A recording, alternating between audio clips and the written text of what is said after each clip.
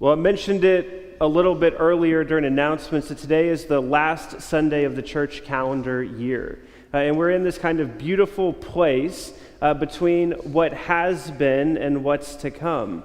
Over the past 11 months, we've walked through all that God is and all that God has done, and yet next Sunday, we begin our journey toward the manger, the hope, the anticipation that is the season of Advent, where it kind of starts all over again. And yet before we can join us and get our hearts ready for the coming of Jesus, we're going to conclude This is the Good Life sermon series, in which ultimately is made possible by the one whom we're about to celebrate his birth. And it's the good life that we have been spending the past several weeks looking at. And we've seen that the good life is not found in worldly success or possessions or wealth or how comfortable our life is or how self-sufficient or independent we are, but rather it's found in a life that is rooted in God's grace and God's generosity. It's a life that ultimately reflects His love to the world around us. It's a life that is marked by purpose, joy, and impact. And it all comes from and stems from God's overwhelming generosity toward us. Everything that we have has been entrusted to us as a gift from God to be used for His purposes, to live generous or to freely give good things and bless the people around us. Ultimately, it's all on loan, and we get to play a role in what God is working and doing around us. And as I was thinking about how do we close this sermon series, one of the things that kept coming back to me was water. Water. As a kid, I've always loved water.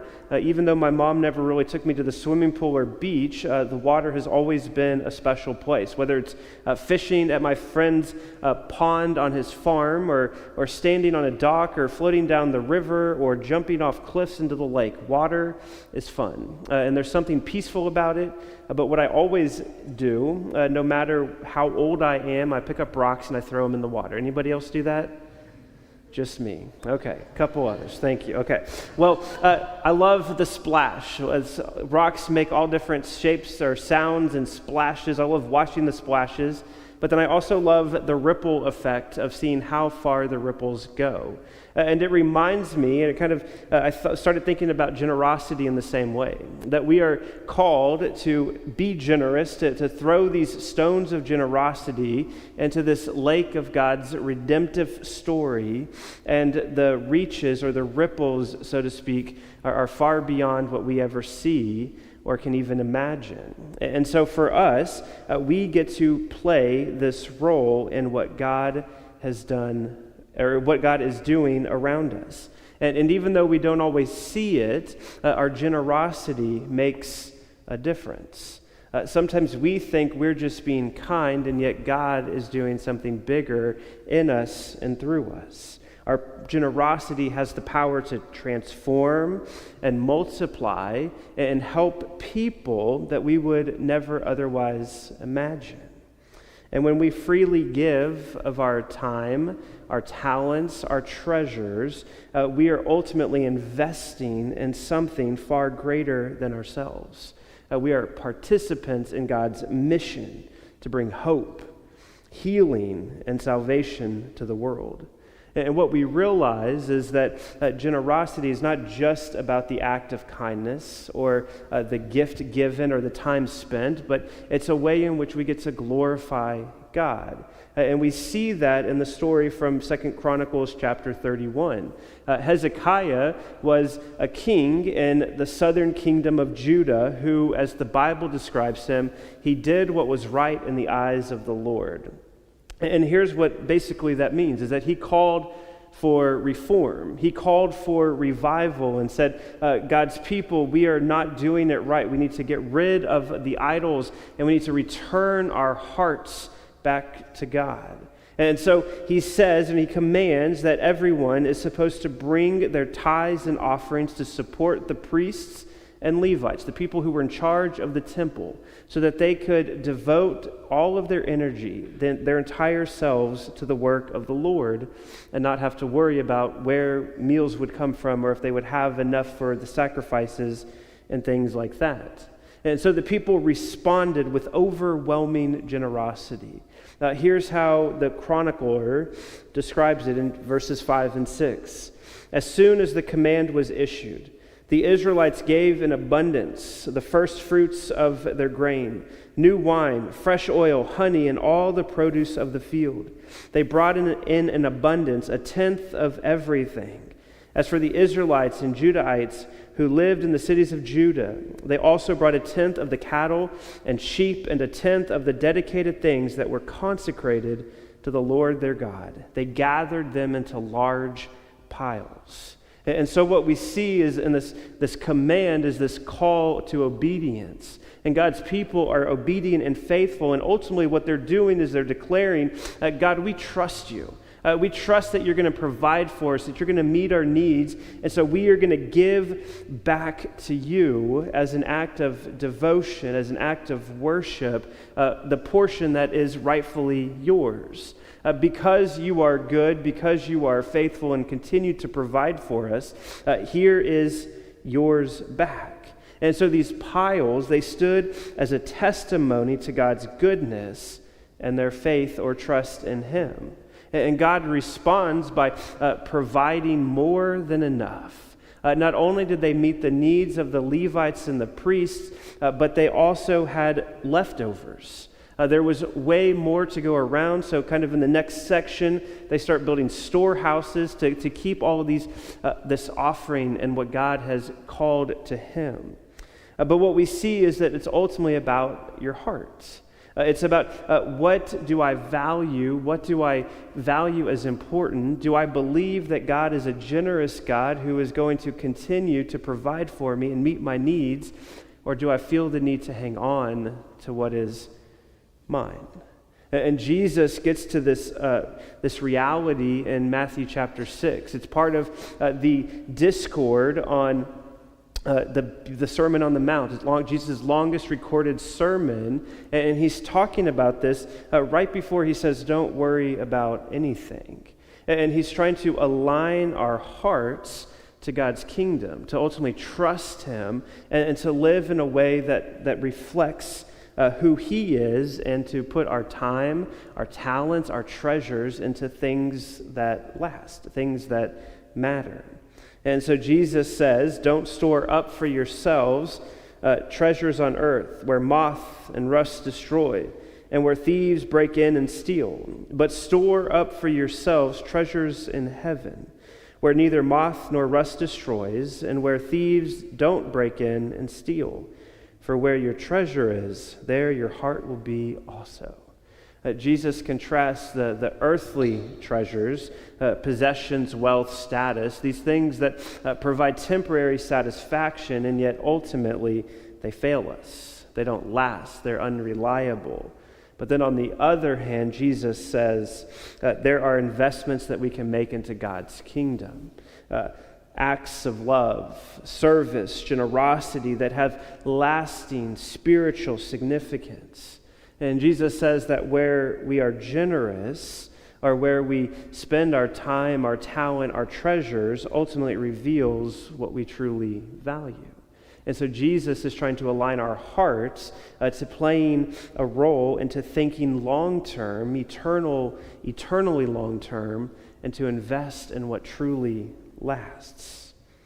Because what we realize is he continues talking about the eye is the lamp of the body. If your eye is healthy, your whole body is full of light. But if your eye is bad, your whole body will be full of darkness. So if the light within you is darkness, how deep is that darkness? And he's reminding us or showing us that a healthy eye, an eye that is fixed on God's truth, brings clarity and focus to our lives. It helps us prioritize the right things, the things that last, the things that matter. And what we realize is that as we live with generosity, or we live with thankfulness, as we talked about last week, of God's goodness and generosity, we get to focus on what is good, what is eternal, and it helps us see clearly who God is and what he's doing in the world around us. So because generosity ultimately leads us to living and making a difference in the world around us. And we get to experience that here as part of Mount Olive. And just by a quick show of hands, how many of you have not been to Guatemala? How many of you not been to Guatemala? See, and yet everyone whose hands are raised in this moment have made a difference, have made an impact in this community of Capicolito and La Union. Because through your generosity of your giving your gifts and blessing those who have been able to go, we've brought medical stuff. We've brought schools, and at some point I'm hoping to have that missions team up here to actually preach on a Sunday, to share their experience. And hopefully you're not terrified about that if you're in the room, because it's going to be great. But our generosity makes a difference, even though we don't always see it. Because when we align our hearts, our eyes to what God is doing in his redemptive story, we get to step into what he's doing with us and through us and for us.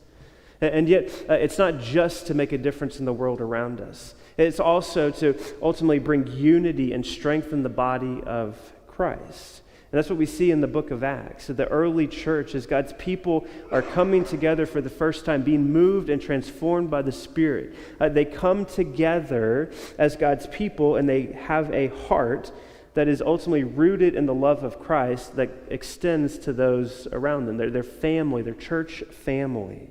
This is how it's described in Acts chapter 4. Now the entire group of those who believed were of one heart and mind, and no one claimed that any of his possessions was his own, but instead they held everything in common. With great power the apostles were giving testimony to the resurrection of the Lord Jesus, and great grace was on all of them.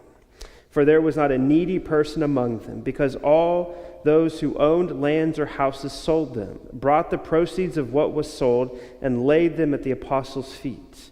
And it was then distributed to them, each person who had a need.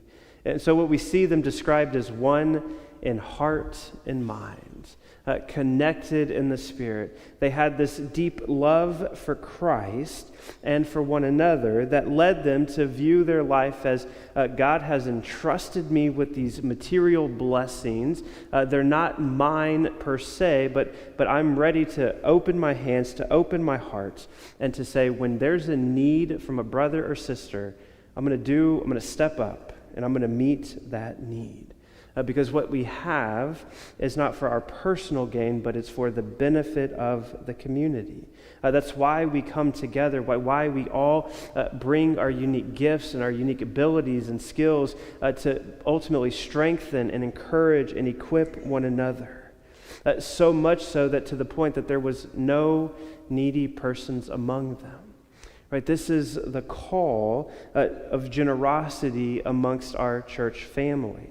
It's why we have a team called Mount Olive Connects, a team who cares about each one of you, who wants to connect with you and be unified and strengthen one another, who's on standby when bad things happen, when crisis happens, who are ready to provide and to meet physical needs, to care for, to make meals, to do things, but also to spiritually be there, to walk with, to pray for, to support however the need is met. And as we come together to support one another, we create unity, we strengthen relationships and reflect the love of Christ to one another and the world. See, generosity ultimately is an invitation to step into a greater purpose, a deeper trust in God, and a meaningful impact on others. As we align our lives and our hearts to God's kingdom and His priorities, we begin to see that God is working and God is able to do far more than we can dream of or imagine. Right? It's like throwing the rock in the lake or the river even. You see the effects, the ripples that one splash makes. It extends. And this is what God does in us, what He does through us. And so ultimately we as God's people are making an impact on the world, whether we realize it or not. And hopefully we're making a more positive impact for the name of His kingdom than a negative impact. But the question that I want us to think about as we kind of conclude this series is this: what kind of ripple is your generosity creating in the lives of others? How can your generosity make an impact or an eternal difference?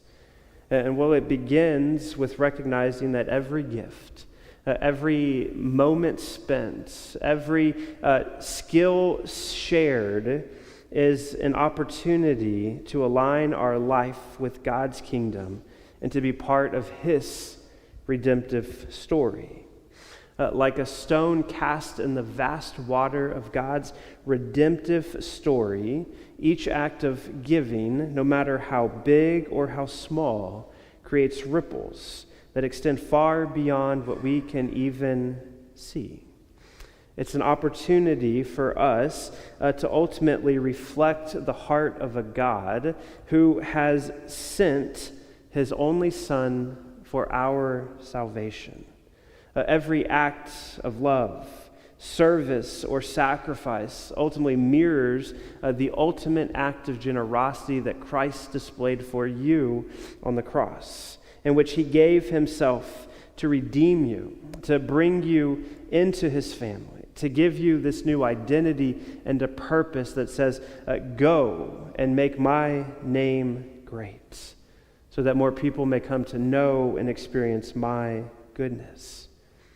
And see, this is the beautiful thing about God's plan, that our small acts, our imperfect acts of generosity become part of something infinitely greater, infinitely better than we could do on our own.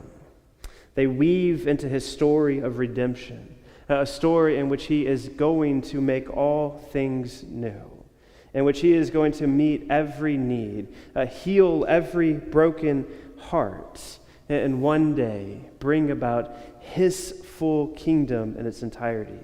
And that's part of what today is about, the day in which He establishes His eternal kingdom in the new heavens and the new earth.